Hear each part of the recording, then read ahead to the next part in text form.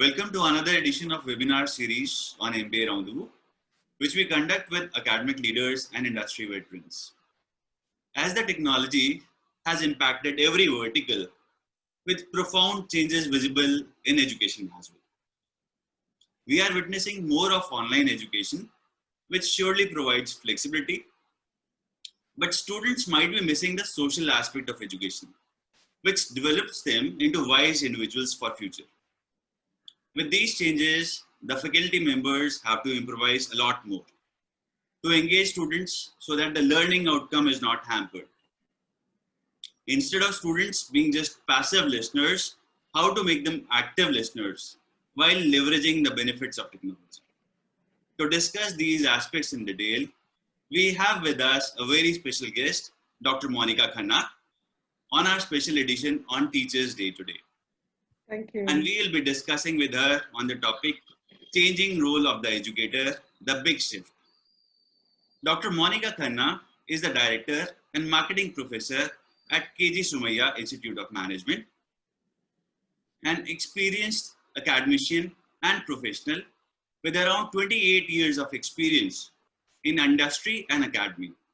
Her specializations include brand management, marketing research, and services marketing.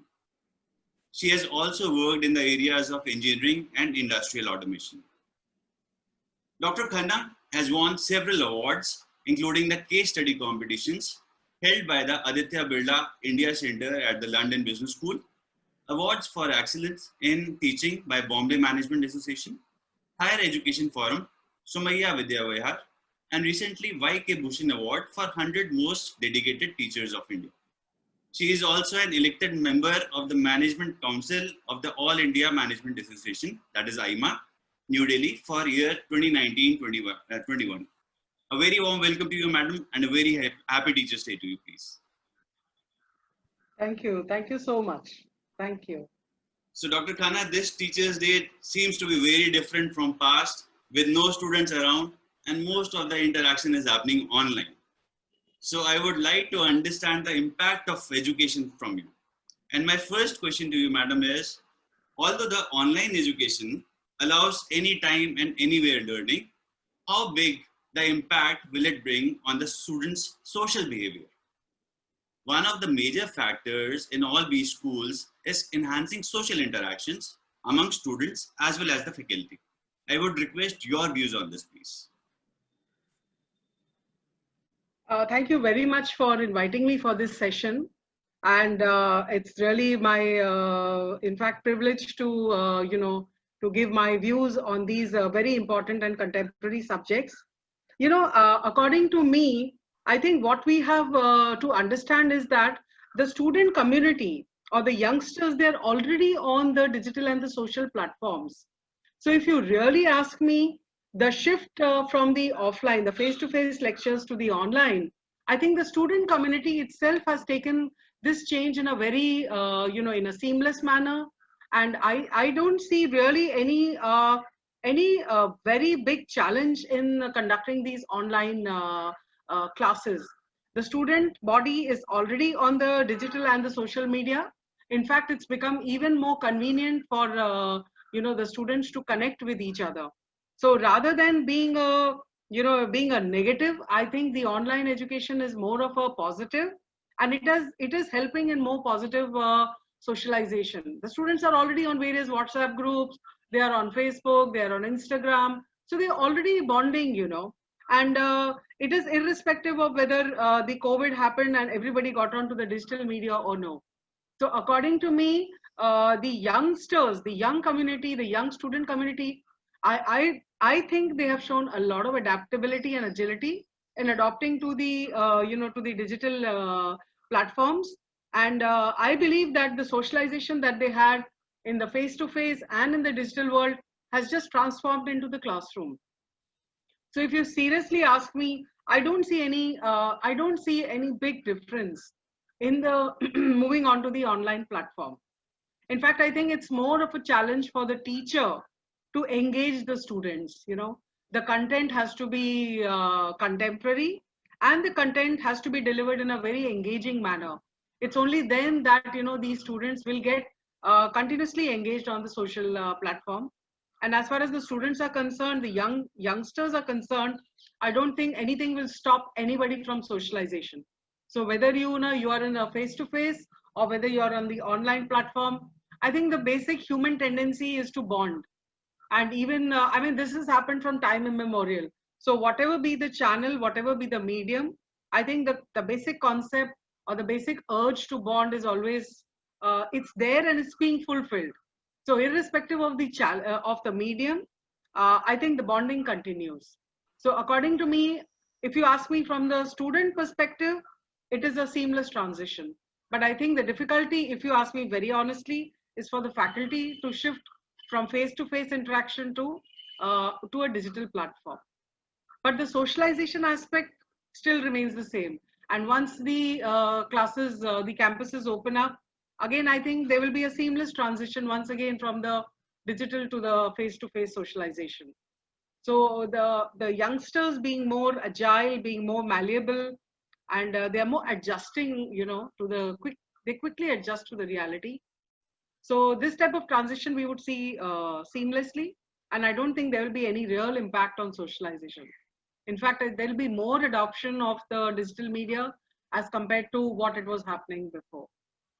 So this is what I honestly feel by observing our own very students, at Somaiya, at the management school.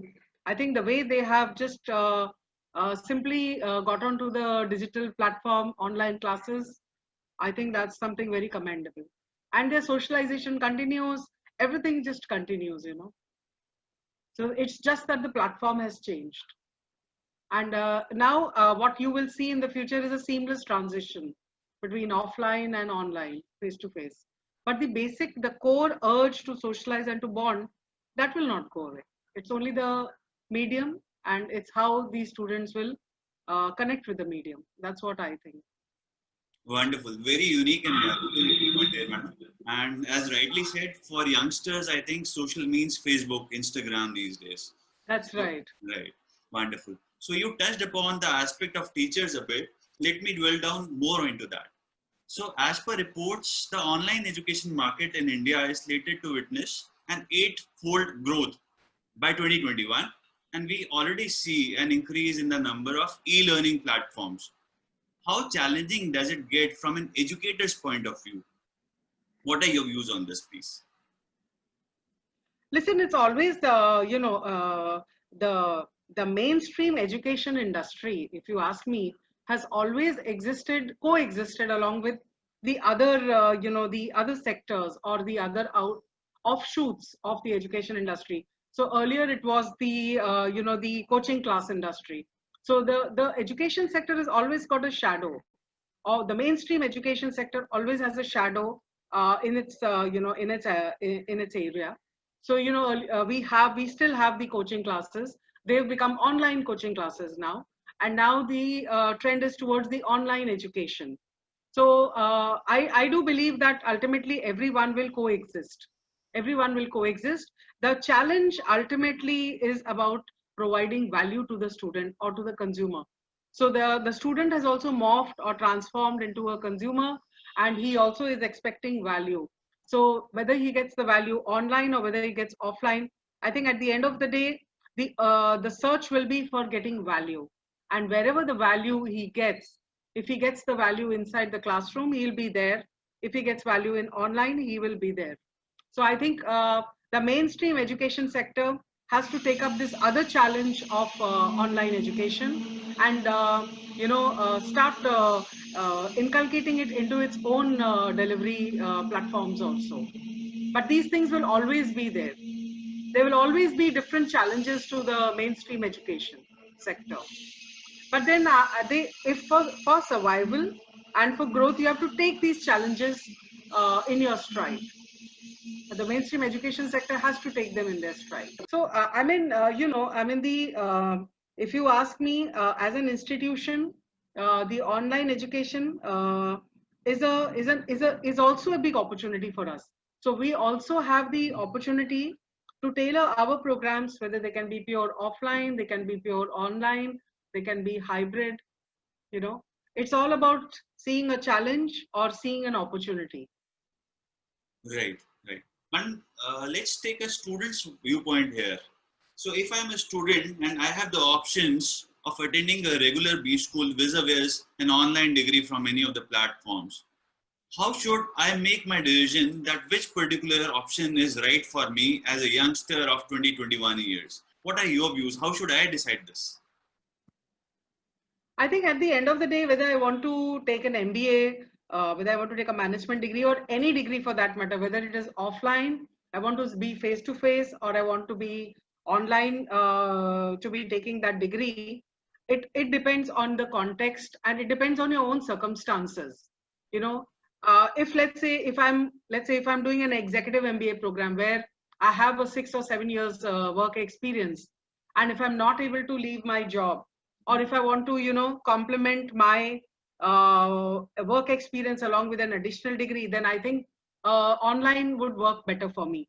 But if I'm a youngster and if I don't have many responsibilities in my life, then I think the face-to-face lectures would be a much better option. Ultimately, the entire student community over time is going to get segmented. Consumers who are looking for face-to-face classes, consumers who are looking for online classes, consumers who are looking for a hybrid model.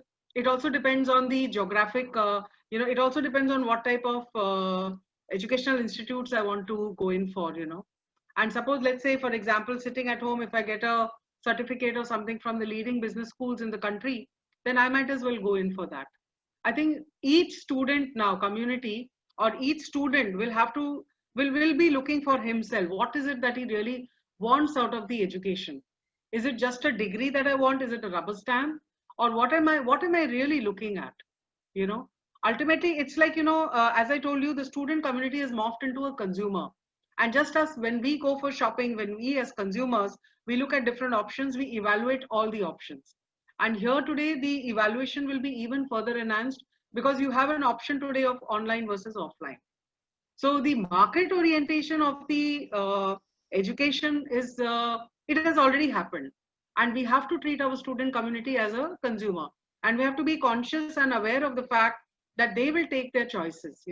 And when I pitch for my institute, I'll have to see what is my offering and what is my target segment. And accordingly, I'll have to create a marketing or an advertising plan to attract this type of consumers. You cannot have one size fits all anymore. Each institution will be giving its value. It will be giving its value proposition, and it is for the student to decide whether he really wants to take it or he doesn't want to take it. So I think that market orientation of the education sector, I'm not just talking about the business management sector, but I think it's about the education sector as a whole. It was earlier in a very comfortable cocoon, but today I think it's the winds of change and the disruptions that have happened. I think nobody can ignore it. So everybody has to, all education institutes have to transform themselves and become more market savvy, and they all have to define what is their purpose and who is their target audience, because that's the question you ask in marketing. And similarly, we also have to be asking these questions. And accordingly, we know that there are different types of consumers who have different types of requirements, and accordingly, I'll have to give a bouquet of offering. So the change will come from the consumer side. The change will come from the institute side also. It has to come. Right, right. Very unless they are in sync. Very candid answer. Yeah, unless they are in sync. The consumer and the institute or the company offering both have to be in sync. They cannot be out of sync. Everybody has to define their purpose. Everybody has to define what is their value proposition. I think we'll have to keep on going back and trying to find all these things within ourselves, and then look for the consumer. Right. I think in this process of self-reflection, you will be able to add more value to the students also. Yes, because we know exactly what is it that the student is looking at. So is he looking at a real campus experience where he wants to be there for 2 years or 3 years, or whether he is looking at it's complementing his work life, or he's looking for a hybrid model. I think now, if you see today in the environment, there are all types of so to say business models, I would like to call it now, available. Yes. So all these things are there. Wonderful. Very valuable insight for students there. Thank you so much, madam. Let me come down to my next question, please. So rote learning, as we also call it ratta, has been the major learning technique used by students. However, not everything is bad about rote learning, but more focus should be towards experiential and practical learning. This will require a change in teaching and learning methods, both for faculty and students. Can you shed some light on the same, madam? Yes, I think there is a lot of unlearning that we have to do. We have been following the rote method of learning, and if you see and this starts from the very young age, from the junior KG and from the first standard onwards, the children are expected to do rote learning. But we also have to be now conscious of the fact that knowledge is free and it's readily available at the touch of a button. If I want to know something about Delhi, if I want to know something about Mumbai or any place in this world, any aspect, anything that I want to know, the knowledge is it's there at the touch of a button. So number one is that I think the expectation that there should be rote learning should go away, and I think there should be more about experiential learning and application of knowledge. If I'm faced with such a situation, how is it that I'm going to apply the knowledge? So it is more, we are more moving towards setting the context and application of knowledge. So the creative thinking part has to be encouraged for the student. Some facts and figures, of course, you may be required to, to do rote learning and mugging, but beyond a point, I don't think it is going to serve its purpose. Students cannot be declared as failures because they could not answer some question in the exam, because that answer is available at the touch of a button. I think the entire education sector has to unlearn itself and to relearn, So the more experiential learning opportunities are created, the more better it will be for the student community. And in fact, it's a challenge for the faculty also, because you'll have to design projects where experiential learning can happen. I can tell you about our institute where we focus a lot on experiential learning. And in fact, we have created various student committees and clubs. So students are actively involved in admissions, they're involved in placements, okay, they're involved in even PR activities, and various other clubs and committees are there. So when they work in these committees and clubs, they are given a budget, they are given an objective. So they have actual opportunity to apply whatever they learned in the class, in the business management class, into the real world situation. And they face also all types of problems, like they have problems with the team dynamics, with the budgets, So if they don't have a budget, we don't increase their budget. We tell them, please go out and look for sponsorships. So they know that this is my this is the area of operation, and how do I excel in that? So that's the advantage of the experiential learning. And when they come for interviews, they've already handled a lot of these projects, and they're able to convert these interviews much better, because it's not just bookish knowledge. So the trend is definitely towards experiential learning. It's a challenge for the faculty to create these platforms of experiential learning.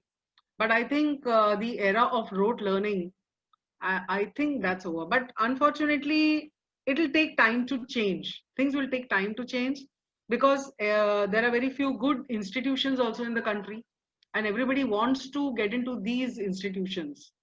So it will take time before the doing away of the rote system of learning will happen. It will take time. Unless you create more institutions which are very top class and excellent, and students don't have to just fall over each other for getting admissions. The entire sector needs overhauling, and excellence has to be built in every institution, however big or small it may be. So a lot of onus of undoing whatever has happened in the past also lies on the institutions. They have to excel. They have to create value for the students. Right. So yeah. I think this has to start from a small classes like first, second, as you were mentioning. Yes. Because student has never been taught how to learn. So that is right. The only way he learns, that this is the actual way I have to use this method, and this is how people do it. So the change has to come from schools, and then probably business schools can further escalate that method and do experiential Yes. learning? Yes, because you see, the higher education or the management school is the last point in the education Right. line. You know, we are the last, but the change has to come from the grassroots level. Unless the change comes from there. Now, see, I mean, if you read online or otherwise, like, you know, students or children in schools in Japan, they're expected to clean their classroom and they're expected to contribute to community service. So they learn a lot about, you know, working together, contributing value. So there are a lot of subconscious learnings that are picked up from these small, small activities. So I think the change has to come from the grassroots level, and parents and teachers have to actively cooperate in creating change. Otherwise, it would not happen. You know, if there is resistance to change from any sector, like maybe from the parents or from the teachers or from the schools, I don't think change will be successful. Everybody has to be ready for change. Then only Wonderful. these things will go away, because I think these things have been around for too many years for it to suddenly be undone. It's going to take time, but the need of the hour is creative thinking and independent thinking. Students, the type of problems that we are facing today, they cannot be they don't have simple answers. We need to have out of the box creative thinking.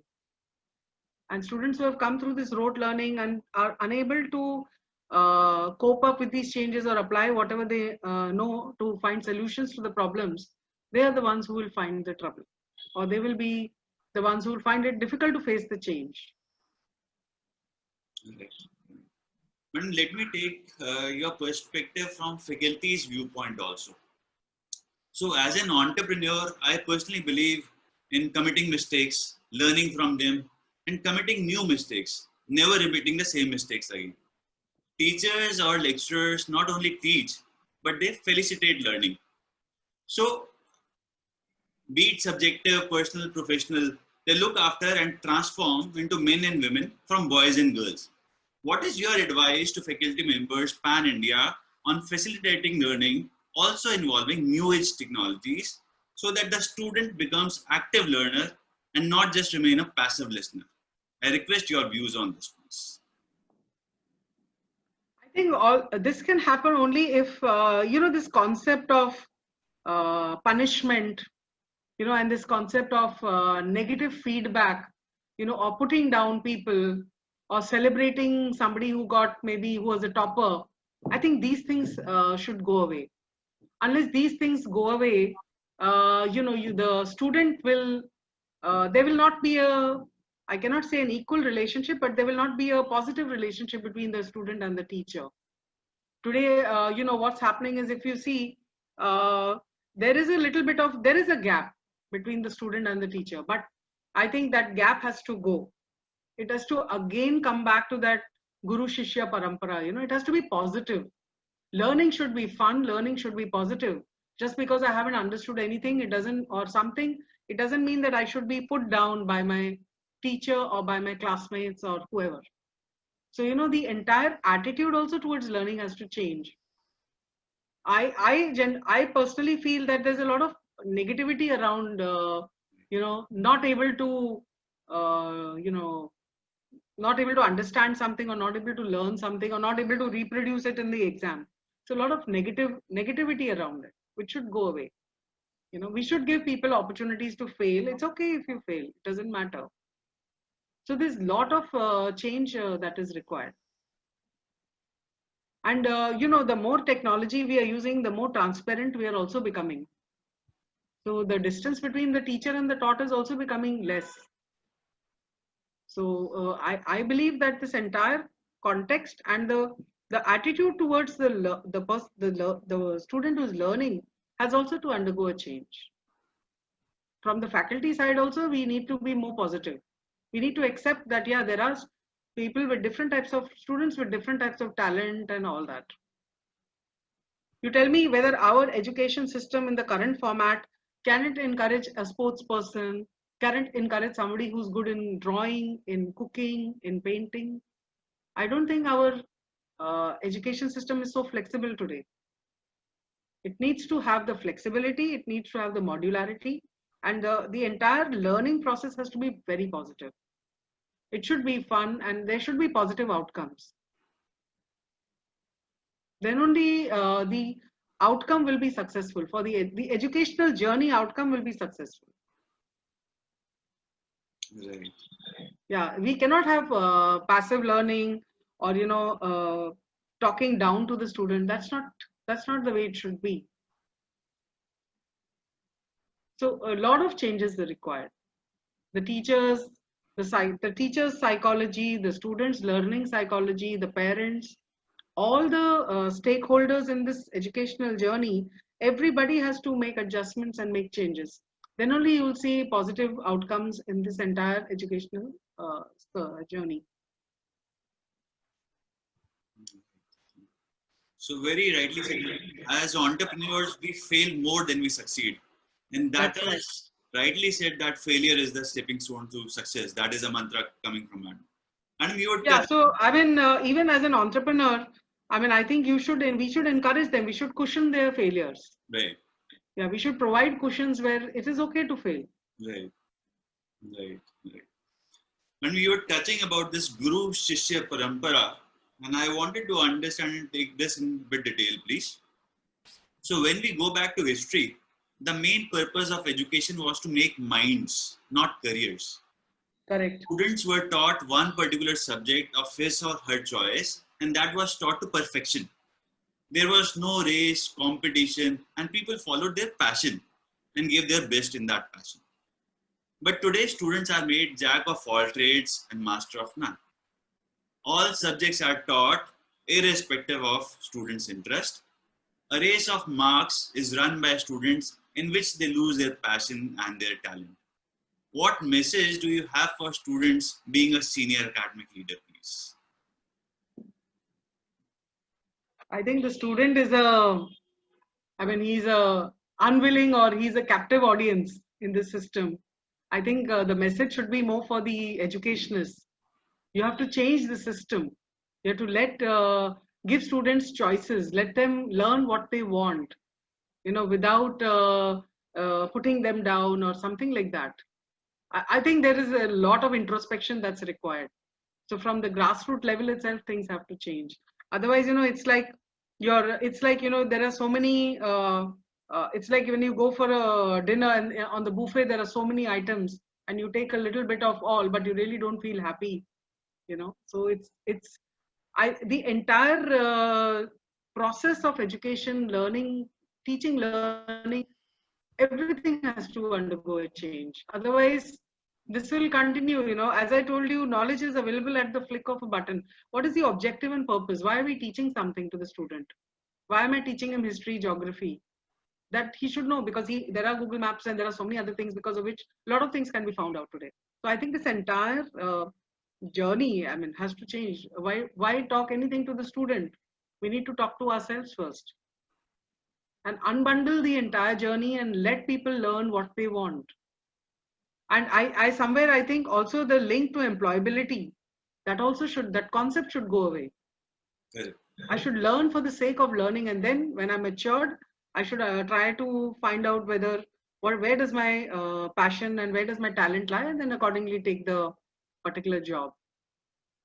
But I'm not sure whether we have those type of liberties and flexibilities to take, because the system is like that. But somewhere it has to start changing. Even the job skills, the employment requirements are completely different now. The pre-COVID and the post-COVID itself has revealed so many changes. You have to be ready for the new world to take up a job. So a lot of changes are coming in. And a lot of changes are required to be done. But it will take time. It will take time. But education should not be something which is elitist or which is classroom. If you say we still have an urban, we have a population of rural, we have a rural population, we have a lot of our GDP is agri-based. So how are we satisfying their educational needs? Do they really need to learn the subjects that we are teaching them? There is a huge amount of the population that needs different types of skill sets and knowledge base. Like if you just take the traditional weavers, the traditional artisans, their children, why not encourage them to, educate them in allied areas so that they can continue those professions? Do they really need to learn these subjects and then become employed in a IT industry or in a factory where they lost their traditional knowledge and skills? So all these things also need to be, we need to create different systems. Ultimate objective may be a degree, but then how do you reach that degree? Those pathways have to be well defined or redefined, I would say. Otherwise, we are losing out on a lot of traditional knowledge. Why would the rural population migrate to the urban cities? Create islands of excellence, educational ecosystems there itself. Teach them about soil, teach them about crops, teach them about crop rotation, teach them about hybrid seeds and things like that. Why should those people learn subjects which are maybe an urban kid would be wanting to learn? I think these also, the context of where are you staying, and what is your profession that you have, what is the sector that you belong to, those things also should be used in creating an educational plan for them. Otherwise, today you see these rural and urban kids are studying the same thing more or less. And where is the value that they're getting out of it? Right. That's right. That's how I think it is. Or it should be rather. Rightly said, madam, that employment has to be decoupled from education. And as they say, teach a man how to fish and you will feed him for a lifetime. That is what is the right approach that education should provide. Wonderful, ma'am. So this brings me to my last question for the session, madam. So is technology actually changing the education scenario? With the use of simulations, illustration, the education scenario has totally witnessed a paradigm shift. Do you feel that technology has helped improve the learning outcome in B schools today? I think technology is just an enabler. Technology is an enabler. Yes, we have a lot of technology-based tools. We ourselves have the Bloomberg labs, and we have created a media analytics lab recently. We have developed a lot of subjects in digital, data science and technology subjects. But at the end of the day, it's all about how the subjects are delivered. Technology is definitely very important, but it's all about how the subjects are being delivered. Technology is just an enabler. And maybe it will help a certain section to get technology-based jobs and all. But if I'm using it as a pedagogical tool, at the end of the day, it's about how do I use these tools? How well can I use them as a faculty? I think the big danger that we face today is faculty obsolescence and knowledge obsolescence. So the onus is on, on all of us to use these, to adapt to these technology pedagogical tools and to deliver value to the student. So that's how, whatever is the school, at